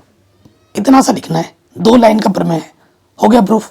4 नंबर आपको आराम से मिल जाएंगे, कोई दिक्कत नहीं है, ठीक है। आगे बढ़ते हैं, अगले क्वेश्चन वेरी वेरी इंपॉर्टेंट है। कह रहे हैं यदि निम्नलिखित सारणी में विद्यार्थियों के प्राप्तांकों का समांतर माध्य 25 अंक है, तो x का मान आपको ज्ञात करना है। समांतर माध्य आपको दे रखा है, इस x का मान आपको निकालना है, ठीक है। तो देखो भाई, माध्य में दे रखा है, माध्य में दे रखा है, यहाँ देखो प्रश्न में हम आ जाते हैं, हमारा वर्ग अंतराल है, उसके बाद हमारा बारंबारता होती है, उसके बाद x होता है, और फिर हमें fx निकालना होता है। वर्ग अंतराल हमारा है 0 से 10, 10 से 20, 20 से 30, 30 से 40 और 40 से 50, ठीक है, ओके, ये चीज है। फिर देखिए हमें जो दे रखा है बारंबारता वो दे रखी है 3, फिर है x, फिर है 6, फिर है 10 और फिर है 5। x निकालना है, इन दोनों को जोड़ोगे आधा कर दोगे, 10 का आधा कितना होता है, 5, ठीक है। सब में 10 का अंतर है, तो 10 जुड़ते जाओ, ये हो जाएगा 15, ये हो जाएगा 25, 35 और 45, ठीक है। fx में क्या होना, गुणा करना है, 5 3 15, ये हो जाएगा 15x, 25 छंग 150 और 35 ढाई 350, 45 पंजे पाँच बजे 25, हासिल लगा 2, और 5 के 20 और 2 22, तो ये हो गया 500 और ये 200 700 740, ये हो गया 740 प्लस के 15x। यहाँ पे आ जाओ, हाँ ये 10, 5 15 और 6 21, ठीक है। और 21 और 3 24, 24 प्लस एक्स, ठीक है। यहाँ लिख देंगे कुल। अच्छा, माध्य बराबर शूद्र क्या होता है? माध्य बराबर शूद्र होता है एफ एक्स का कुल योगफल बट्टे में एफ का कुल योगफल। माध्य हमें प्रश्न में दे रखा है 25 अंक, तो माध्य की जगह हमने 25 रख देना है।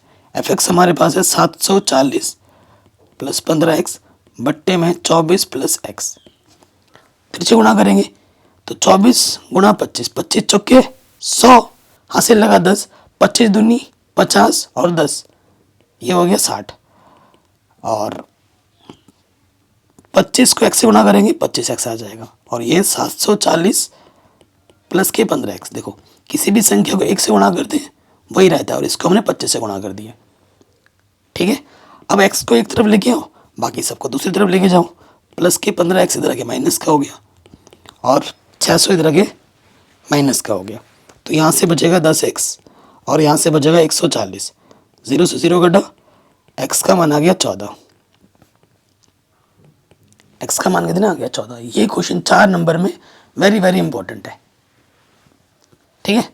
तो ये प्रश्न भी हमारा आराम से बन गया। अगला क्वेश्चन, ये क्वेश्चन 4 नंबर में भी आ सकता है और 6 नंबर में भी आ सकता है, ठीक है। कह रहे निम्नलिखित बारंबारता बंटन से दैनिक आय को माध्यिका निकालना। दैनिक आय का माध्यिका निकालनी है आपको। बहुत ही आसान प्रश्न है। तो सबसे पहले हमें दे रखा है वर्ग अंतराल, उसके बाद बारंबारता, और उसके बाद हमें चाहिए होती है संचयी बारंबारता।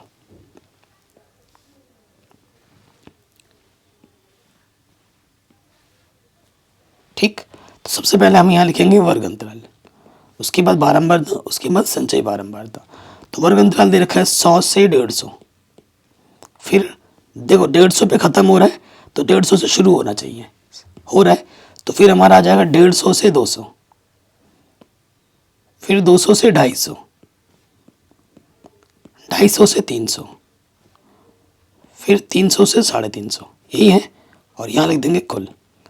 ये दे रखा है हमें 6, 3, 5, 20 और 10, ठीक है। इनको पहले जोड़ लेते हैं। देखो ये जोड़ेंगे तो क्या आ जाएगा? 5 और 3 8, 8 और 6 14, ठीक है। 14 और 30 कितने हो गए? 44। तो ये आ गए 44। संचयी बारंबारता निकालना है। बारंबारता से पहला वाला वैसे का वैसे, 6 में 3 जोड़ेंगे 9, 9 में 5 जोड़ेंगे 14, 14 में 20 जोड़ेंगे 34, 34 में 10 जोड़ेंगे 44। यहाँ जितना ही यहाँ पे भी उतना ही होना चाहिए, ठीक है। और f के कुल योगफल को हम n कहते हैं। हमें निकालना है माध्यक या माध्यिका भी कहते हैं इसको। इसका सूत्र होता है L n/2 माइनस का CF गुणा बट्टे में आपका क्या जाता है? बट्टे में आता है F, गुणे में आता है H। अब हमें क्या निकालना होता है? अब हमें निकालना होता है n/2, चूंकि n/2 यानी कि 44/2, 2 से काटोगे 2 दूनी 4, 2 दूनी 4, 22 है। 22 से जस्ट बड़ा ढूंढना है आपको। 22 से जस्ट बड़ा कहाँ मिलेगा आपको? 34। उसी के सीध में आ जाओ। इसलिए हमारा जो माध्यक वर्ग होगा वो हो जाएगा 250 से 300, और माध्यक वर्ग की जो निम्न सीमा होगी वो कितनी होगी? L बराबर 250, और H क्या होगा? कितने का अंतर है? 250, 350 का अंतर है। और ये हमारा F मिल जाएगा हमें। ये हमारा क्या मिल जाएगा? F, क्योंकि ये F के कॉलम में है। और जहाँ से हमने ढूंढा था जस्ट उसके ऊपर वाला, उसे हम क्या कहते हैं? CF कहते हैं। सभी मानों को उठाकर यहाँ रख दो। L का मान क्या है हमारे पास? L का मान है 250, n/2 था 22, CF हमारे पास है 14, F का मान हमारे पास है 20 और H का मान हमारे पास है 50। 0 से 0 कटा, 250, 22 में से 14 घटाएंगे, 6 और 2 8, 8 पंजे 40, बट्टे में 2, यह जगह 20। 250 में आप 20 जोड़ोगे तो कितना हो जाएगा? 270। तो हमें हमारी माध्यिका कितनी मिल जाएगी? 270 मिल जाएगी। तो इस तरीके से वन शॉट वीडियो में मैंने आपको 4 नंबर और 6 नंबर के मोस्ट इंपॉर्टेंट क्वेश्चन बताएं जो बोर्ड एग्जाम में हर साल आते हैं। ये पार्ट 1 था आपका। इसके बाद इस वीडियो को ज़्यादा से ज़्यादा सपोर्ट कीजिए, और जैसे ही इस वीडियो पे 1000 लाइक कंप्लीट होंगे मैं आपको पार्ट 2 भी दे दूंगा। तो फटाफट इस वीडियो को कंप्लीट करो, हर दोस्तों के पास शेयर करो, और डिस्क्रिप्शन पे ज़रूर चेक कर लेना, आप लोगों के लिए इंपॉर्टेंट वीडियो भर के रखें। वीडियो को शेयर ज़रूर करना है। जय हिंद, अपना ख्याल रखें, मिलते हैं आपसे नई वीडियो में।